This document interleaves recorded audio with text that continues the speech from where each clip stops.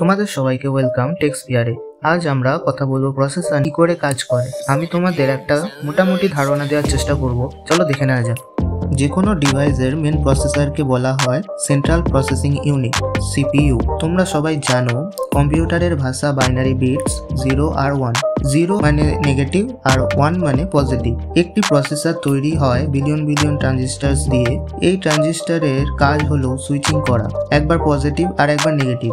এই নেগেটিভ আর পজিটিভের মধ্যে সুইচিং এর মাধ্যমে যে কোনো ডাটা বা ইনফরমেশনকে তৈরি বা ক্যালকুলেশন করা হয়ে থাকে।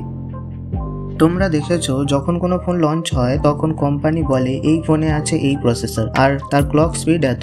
আমরা এক্সাম্পল হিসেবে নিচ্ছি iQOO Z9 5G ফোনটিকে। এই ফোনে আছে MediaTek Dimensity 7204nm প্রসেসর আর ক্লক স্পিড 2.8 GHz। এর মানে হলো বাইনারি বিটস 0 আর 1 এর মধ্যে সুইচিং এর স্পিড বা প্রসেসিং স্পিড। এই স্পিডটা ক্যালকুলেট করা হয় গিগাহার্টজ দিয়ে, যা জি শব্দের অর্থ হলো গিগা, এর মানে হলো 1 বিলিয়ন, আর HZ শব্দের অর্থ হার্স মানে টাইমস পার সেকেন্ডে নেগেটিভ আর পজিটিভের মধ্যে সুইচিং।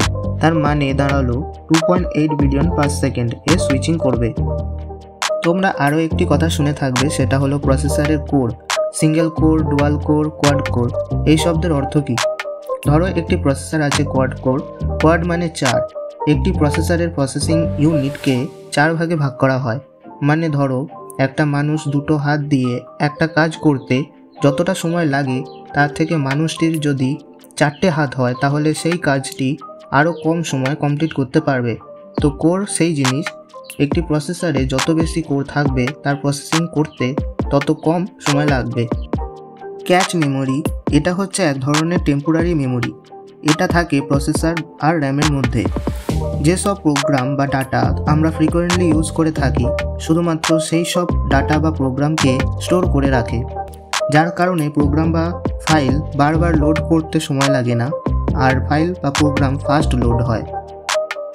তোমরা শুনে থাকবে এখন যেসব প্রসেসর আসছে 6nm, 5nm, 4nm, এই nm হচ্ছে ন্যানোমিটার। 10 লাখ ন্যানোমিটারে 1 মিলিমিটার হয়। একটা প্রসেসরে যে বিলিয়ন বিলিয়ন ট্রানজিস্টার্স আছে তাদের মধ্যে যে গ্যাপটা আছে সেটা এতটাই ক্ষুদ্র যে সেটা ন্যানোমিটারের সাহায্যে মাপা হয়। এই গ্যাপ যত কম হবে তত একটা প্রসেসরের পাওয়ার লস কম হবে, সাথে স্পিডও বেড়ে যাবে। তোমাদের এই ভিডিওটা কেমন লাগলো সেটা কমেন্টে জানাও। ভালো লাগলে লাইক করো, বন্ধুদের সাথে শেয়ার করো আর সাবস্ক্রাইবও করে দিও। দেখা হবে পরের ভিডিওতে, ততক্ষণ ভালো থেকো, সুস্থ থেকো।